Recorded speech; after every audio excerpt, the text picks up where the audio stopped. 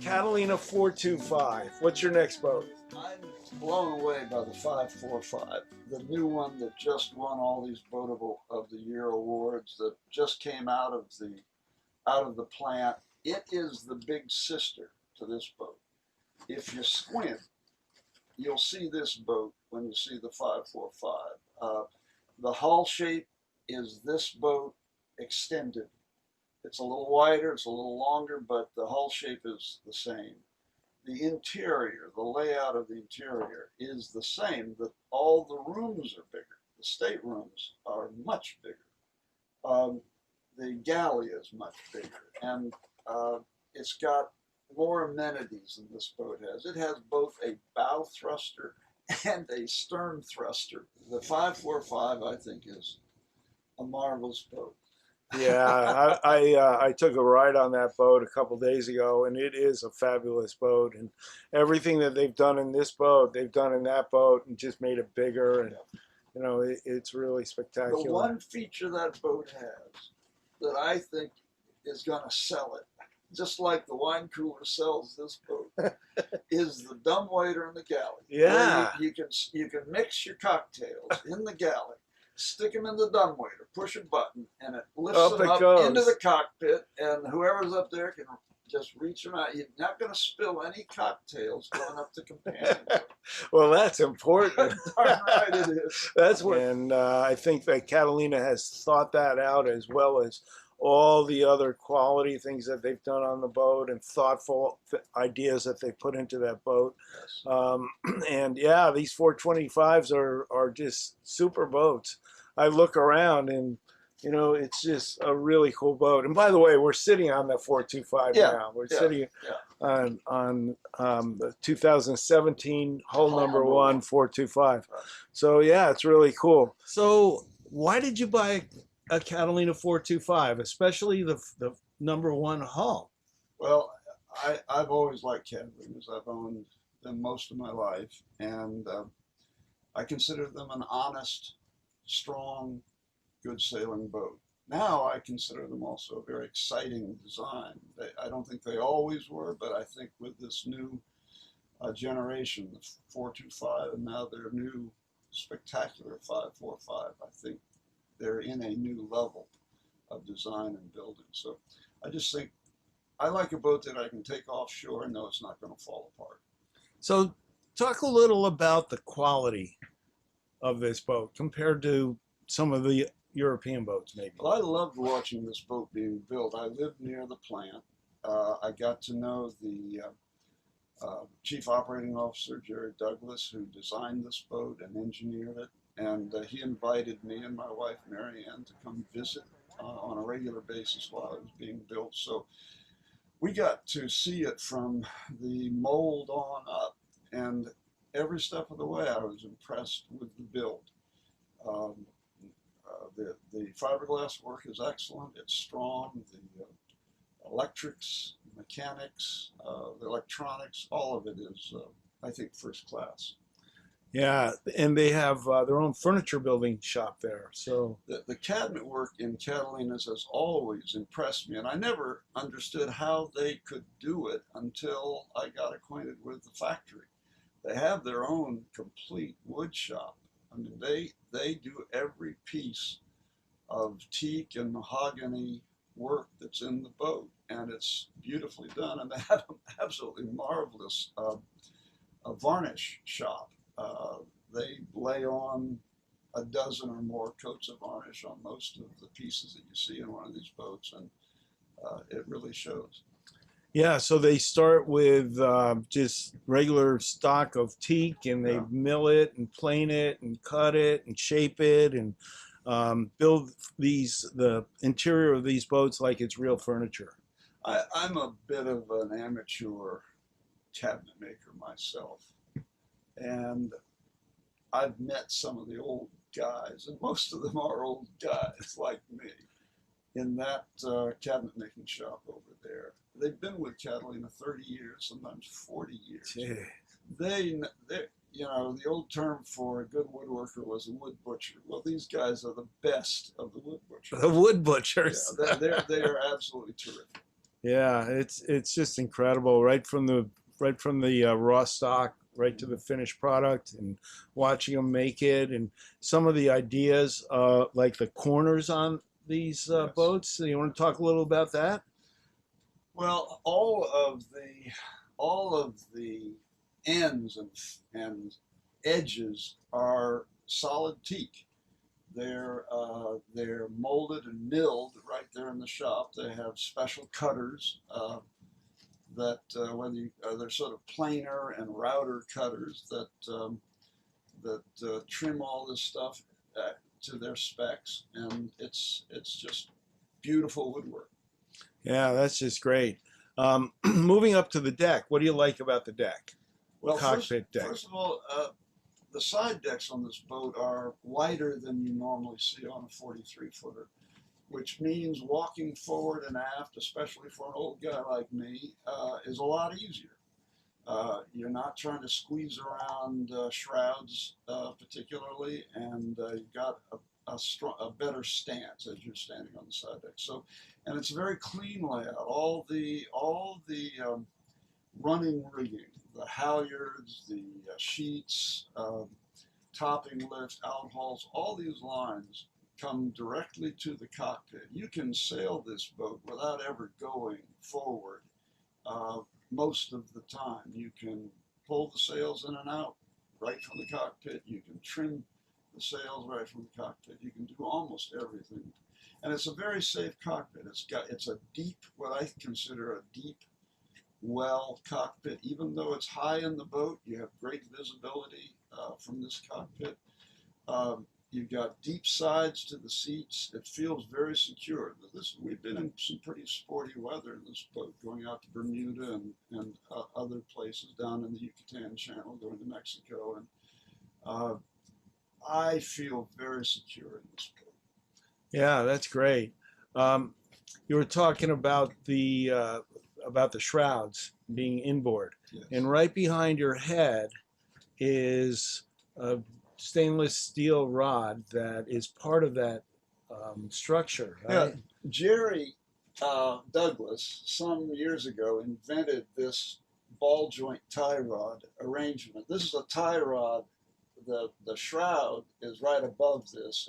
It's attached through a plate that goes to the deck, but the tie rod goes down to the grid in the bottom of the boat. It's tied directly to the sort of superstructure of the boat, and I think it's a quite marvelous design because boats flex, especially in the sportier weather. They work.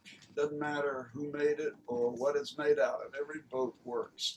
I imagine battleships and carriers work if they're in the right kind of weather. But this ball joint allows some flex at the deck that doesn't break the watertight joint, which is so common in many fiberglass boats where the shroud is connected through the deck into the hull. That joint works. It breaks the seal, the bedding, the caulking seal, and now you got leaking shroud terminals.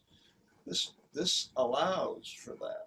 That ball joint allows for that, which is quite a wonderful idea. I think Jerry invented it, but it's a terrific idea. So you've never had a leak from that. Not from these, no. This boat doesn't really leak. It's a new enough boat. Now, every boat eventually will develop a few leaks. Yeah, going through the factory, Jerry was showing me how that arrangement works, and it pretty much makes it a keel step mast anyways, the way that they attach it Yes. at the deck. So you get the best of both worlds. Well, I think that's true. There, you look at the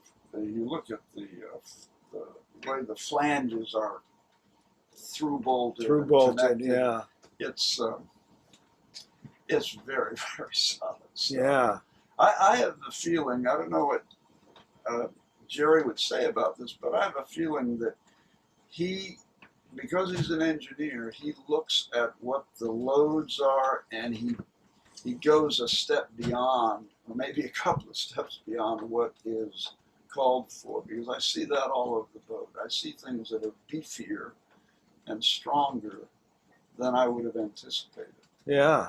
So you've had the boat for 2 years? 3 years now. 3 years. Well, Three we years. took delivery in late 2016. Hull number one. Just as it was winning Boat of the Year that year. So won Boat of the Year 2018, 17?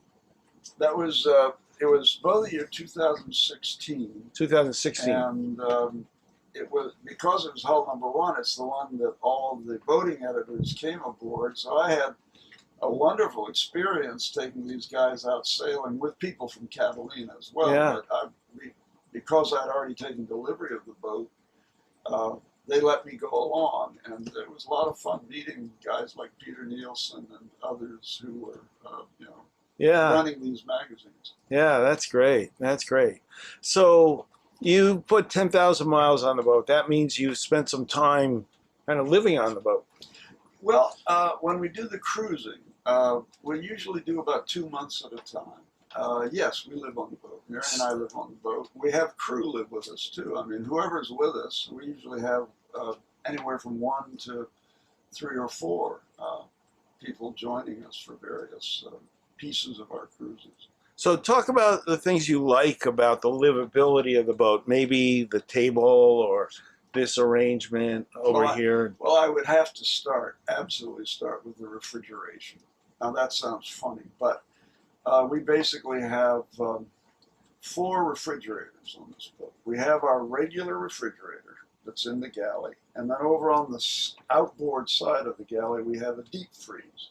And I never thought I'd ever see a 0 degrees deep freeze on a boat. That's 12 volt. In the tropics.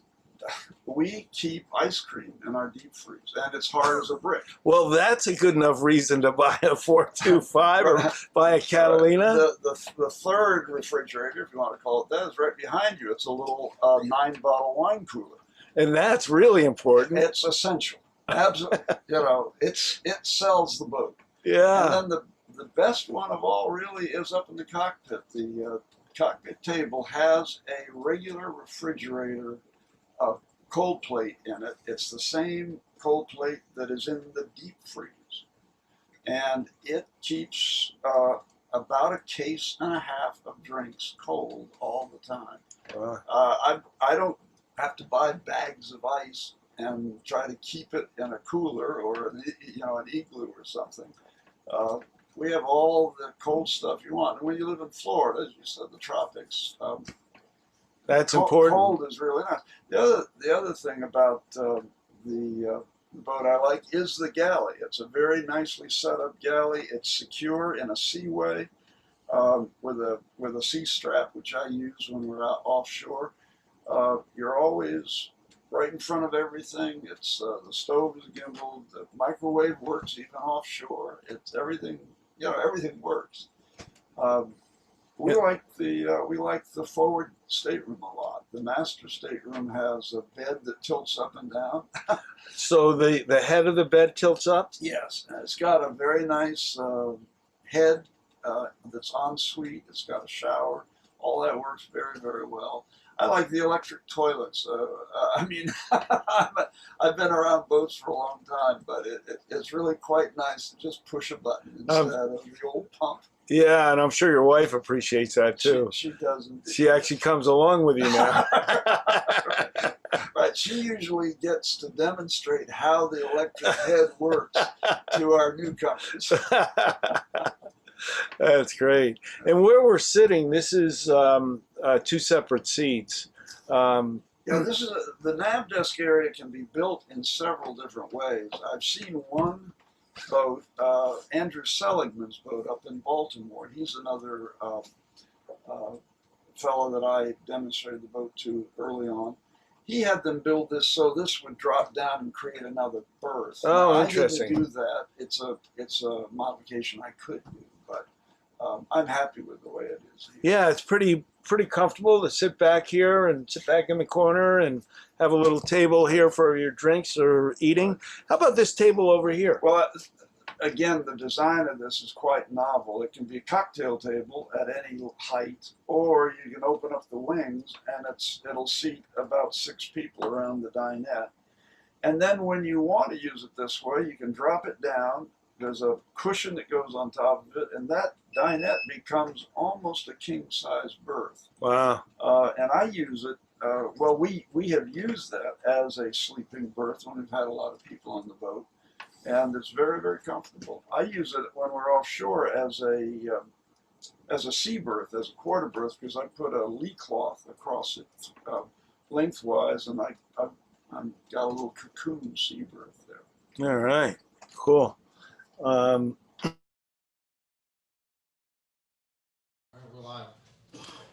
right. Well, I just made a mad dash from Grand Marino back over to our Fairline office in Marina Village. And here we are. And I think the first thing we're going to do is give away a gift. And that gift is a pair of binoculars. So let's pick one out. And here's the binoculars from West Marine. West Marine donated these to us to give away. So we really appreciate that from West Marine. And we're going to give these to Deanna Landers. So Deanna, thanks for joining. And you get a nice pair of Coastal 100 binoculars, 7x50, center focus from West Marine. All right, thanks, Deanna. And we'll send those out to you. Make sure we have your address so we can get those to you. All right, so we've been talking about Catalinas and why they're better. So when I started selling yachts, Catalinas were always kind of the Chevrolets in my mind. I thought they were okay. I thought that, you know, they made a decent boat, but I was never head over heels over a Catalina. I mean, I would have bought one if the time was right. But I went down to Florida in February after acquiring Fairline Yachts. And in the Largo factory down in Florida, Catalina builds all of their yachts. They used to be out in Woodland Hills. They still have some admin functions out there. But all of the production now is down in Florida. And I went to Largo, and you've seen some interviews, I'm sure, with Jerry Douglas. I spent, I don't know, 4 days with him and was overwhelmed with the quality and the thoughtfulness that goes into these boats. And now I wouldn't buy any other boat. Everything about that boat, about these 5 Series boats, is just incredible. Starting from the bottom of the boat, starting from the keel, where they use lead instead of iron, cast iron, and tons of advantage with the lead. And I was impressed that not only are there all these advantages, but Catalina didn't cut corners on the cost. So if you look at the difference between the cost of a lead keel or a cast iron keel, the cast iron keel is going to cost about 2.5 cents a pound. Let's put a little question out there. Does anybody know how much lead costs? About 20 a pound. You got any answers? First one that answers wins a hat. I'm going to tell you here in about 5 seconds.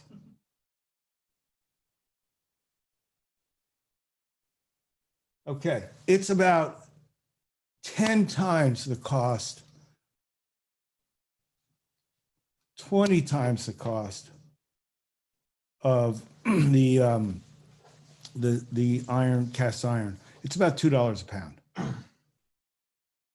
So, no, I'm sorry. Cast iron is $2, lead is $20, so it's 10 times. And it's significant. It's a significant part of the cost of these Catalinas. And Catalina decided that they weren't going to cut any corners. So now you have a lead keel that, number one, helps the boat sail better because it's heavier, so the boat stands up more. Number two is if you hit something with it, it will absorb a lot of the energy rather than passing it all through the keel into the hull and maybe cracking the hull, which happens often with some of our competition. And number three, you don't have to maintain it. So if you scratch it, you're not going to get a rust spot on it. So with the cast iron hulls or keels, anytime we do a survey on one of the boats with a cast iron keel, there's always rust on that keel, and it just costs more to maintain that boat. Doesn't really hurt it, but it definitely costs more. So yeah, they start right from the bottom of the boat and then they go up from that. I think Jerry in this discussion may have talked a little about the rudders. The rudders are better. The way they build them is better. Not just where they use not asymmetrical instead of symmetrical. So you get the leading edge is one piece. It's nice rounded leading edge. So if you hit it, you're not going to split it open. To the way they attach the stainless rudder post to the rudder itself with the frame inside, it's welded and it's kind of like a ladder. So you get more strength from the attachment all the way up to the rudder post, where the rudder post is stainless steel, and it's a good inch thick stainless steel, except where it goes through the hull, where the high load area is, where it's solid stainless steel. You're never going to bend the rudder shaft on a Catalina. I'm sure if you've walked around a boatyard or been around a boatyard enough, you've seen some damaged rudders. Sure, if you run into something hard at 7 knots, hit that rudder, you're going to do damage. If you hit it on the bottom's just going to shear off, and you're still going to have 2/3 of your rudder that you can use to steer. So right from the bottom of the boat on the way up, it's all better. Let me show you a piece of a hull. This was a piece of the hull that was from a 445 that was cut out for a bow thruster. And I don't know if you can tell the thickness of that hull, but it's about an inch thick and it is solid. So the construction of these boats is, the fiberglass is overbuilt. You won't get any flexing in these hulls. I've been on boats where you're sailing along and you can actually see the hull oil canning, and it's not good for the boat. The boat doesn't sail as well because you're not transferring the load into the into forward motion. You're flexing that hull. Not going to flex. So you get a nice, solid, stiff boat, which is a huge advantage when you're out there. Also, if you're in heavy weather, this boat does not flex. It does not shudder. So lots of reasons. Let's go to the woodwork on the inside. So Catalina has their own wood shop. They have their own high-end furniture makers. These guys have been doing this for 30 years. Solid teak doors. They don't have tape around the edges of the doors where you bang them up and all of a sudden you see the exposed plywood. All of the corners, all of the high wear areas, they're all solid teak. And it's not just thin little teak, it's heavy, solid teak. So if you bang it, which you're gonna do, if you're if you're out there really using your boat. To refinish it, you just sand it out and then just lay on some matte finish varnish, and it'll blend right in. Now, they don't put any dye in their varnish, so that when you do a repair, you don't have to revarnish the whole piece. You can just do a little repair, and it'll blend right in. You won't even see it. So that's a few things. Let's talk about water intrusion into the boat. So one of the major issues with keeping a boat nice is the water intrusion. And we see it in a lot of places. In Catalina, I noticed that stanchions were a major problem with water intrusion. So the way they secure their stanchions is they put a backing plate below the where the stanchion goes, and they glass it in. And then they drill from the top down, tap it, and seal it. So even if that seal breaks, which shouldn't, it's not going to go into the boat. It cannot leak. The other thing they do is they actually put a pad, about a 1/2 inch to 3/4 inch pad above the level of the deck. So if there is water, you're not going to get water intrusion or water sitting there getting ready to go in. The water's just going to shed. So they've really thought about all these little things. How about the the mast? The mast is deck stepped on all Catalina boats. So I've heard bad things about deck step. I've heard good things. What's the good thing about the Catalina deck step? Well, Catalina looked at the issues that you have with deck step masts. And the biggest issue you have is you have a compression post on the inside of the boat to the bottom of the deck. And then you have the deck, and then the mast sits on top of the deck, and you get compression in the deck. And then when you get compression in the deck, the rig loosens up, everything loosens up. It's a bad thing. And the fix on that is major. So what Catalina said was, why don't I, rather than putting the top of the compression plate on the inside underneath the deck, why don't I put it on the top of the deck? And that way there's no deck compression. So that's what they did. So if you look at the Catalinas, the 5 Series Catalinas, the plate for the compression post is on top of the deck, and then it's sealed. So guess what? That's not going to leak either. And then on the inside, there's a pipe that comes up that stands about 6 inches above the deck on the inside of the mast. So if there's any water that does get into that mast, it's not going to go down the pipe into the boat. So dry boat, good thing. The way they attach the deck or the mast to the deck plate secures the mast to that deck plate.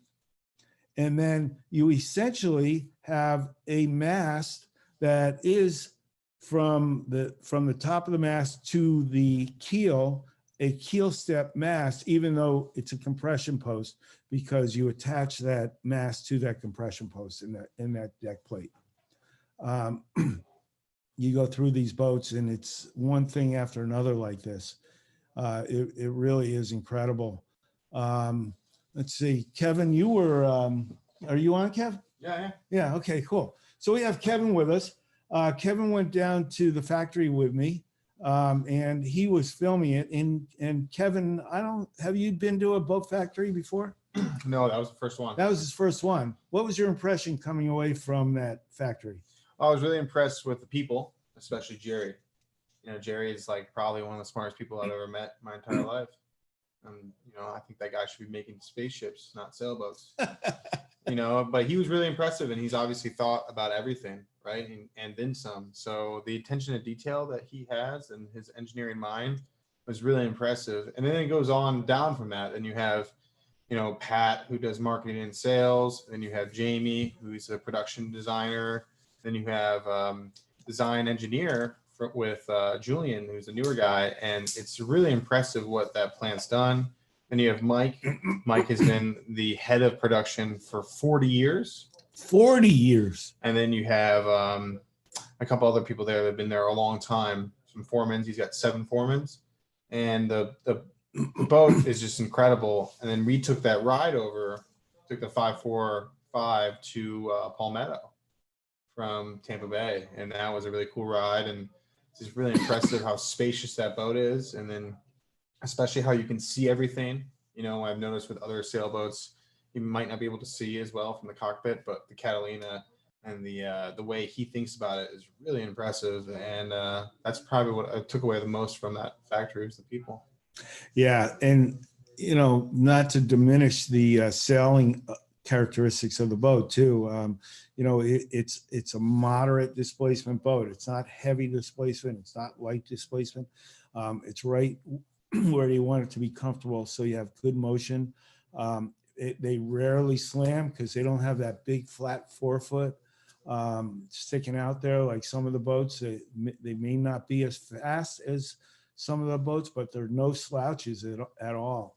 Well, especially if you want to buy a new Catalina, you know, compared to the European competitors, we can actually go to Florida and watch the boat being built. Yeah, that's one of the advantages. huge. In fact, we're working with a buyer of a 545. We're trying to get them scheduled to go down there, do a factory tour, get on the 545 that's down there. And I can guarantee you, if you're thinking about a Catalina and you go to that factory and you're comparing that boat to other boats on the market, and I don't care what other boats you're comparing them to, you're going to buy that Catalina. I am absolutely sure. So, you know, the thought or the prevalent thought on Catalinas that, yeah, they're nice boats, but they're really not offshore boats. Well, that's for people that really don't know these boats. And Kevin, who was his first factory visit, he walked out of there and he was like, oh my God, why would anybody buy anything else? Right, Kev? Yeah, there's so many reasons. And, you know, I'm not as big of a sailor as you are, but I really like that True North. And they kind of put the same detailed into that. And that is really impressive, you know, cruising fishing boat. And but everything they do is just top notch. And anything, you know, I believe anything built in the United States is to be better. And that factory is certainly a reason why. And so, yeah, that's for sure. You know, it is U.S. built, and especially going through this COVID issue right now, it's nice to be able to keep people employed. And do you recall how many people they have at the factory? I think it's close to 100 or over 100. yeah, I think they have 96 or something. Like 96 people that they're employing down at that factory. And they're putting out the small boats. I think that there's a 22 Sport. I think there's a 28, then the 315, the 355, the 385, 425, and then the flagship 545. They're putting those all out of that factory, and they just do a great job. They got a little test pool there. They drop each boat in before they ship it, make sure everything's right. They have a quality control guy that checks everything, make sure that everything's working. The warranties on these boats, I think it's a 5-year hull. I'd have to check, but there's virtually no warranty on the boat because everything works. Now it is a boat, so you know there could be a light out or a pump could go out or something. But as far as you know, the build of this boat, we haven't really seen anything wrong with these boats. When we get these new boats, and these older boats that we get in, they're in great condition too. So, you know, Catalinas being a really quality boat, you'll notice on the market that they hold their value a lot better than our competitors. So when you're buying a boat, Catalinas may cost a little bit more, not a lot. They're pretty competitively priced, but over the long haul, you'll save a lot of money by buying a Catalina because they just don't depreciate as much. They hold their value. So you should take that into consideration if you're thinking about a Catalina. Kevin, what else did you like about the boat? Well, you're saying the boats hold up. We were on a 95 with Bill's doing that cooking video, and that boat looked amazing, and really stood the test of time and the design and everything. And that's a big thing. I think Jerry is like the confidence I get from that. I know how smart he is, and you guys have heard the interview with him and how he thinks about things. Like if I'm offshore and I'm cruising far away, I'm going out of Mexico, I feel pretty comfortable that I know Jerry Douglas was the one that designed and did everything with that boat. I think that's a really big deal, and being able to talk to him on the phone about maybe how things work. And I thought some of the things he was really cool with that 545 was the all the pots and pans will fit in the galley because Jerry's wife made sure of that, and got the dumbwaiter, and you have the galley that's set up really well, and everything's thought out really well. And then you have the soundproof front stateroom, and everything is really well thought out. And I think if you're going to be living aboard or just enjoying the boat, that stuff's going to just keep over the years, just going to go up and up and up, and like, why is this so much better? And you'll realize it, and it's really cool. And I really like that 545. That's an awesome boat. Yeah, it's a cool boat. Yeah, one of the things you get when you buy Catalina is the history of Catalina, and the fact that if you need something for that boat, even if it's 20 years old, 30 years old, they have it. If they don't have it, they'll make it for you. We walked through the molds for the rudders. How many rudder molds were there, Kevin? A lot. A lot. Yeah. A lot. Yeah. So if you have an older boat and you bang up a rudder, you need a new rudder made, call them up. They'll go back out in their mold yard, and they'll pull those molds out, and they'll make you a new rudder for a boat that's 30 years old, 35 years old. If you need a part for your boat, call Catalina Direct, and they'll answer the phone, and they speak English, and they're customer oriented. Mm-hmm. So I know we had an unnamed boat here that we were trying to get some parts for, and we couldn't even get through to them. They were in France, and they're just uncooperative. And Catalina is the exact opposite. They'll go the extra mile to make sure that they satisfy their customers. Yeah, we were talking with Pat yesterday, and she was talking about how many customers come back and they buy their second Catalina, their third Catalina, their fourth Catalina, even their fifth Catalina, because once you have one of these boats, you know how good they are. So yeah, it's just great, and it's fun selling a product like this because I know when I take you down to that boat, or I do a virtual tour with you on that boat, that you're going to just be amazed by it, and the quality and the thoughtfulness.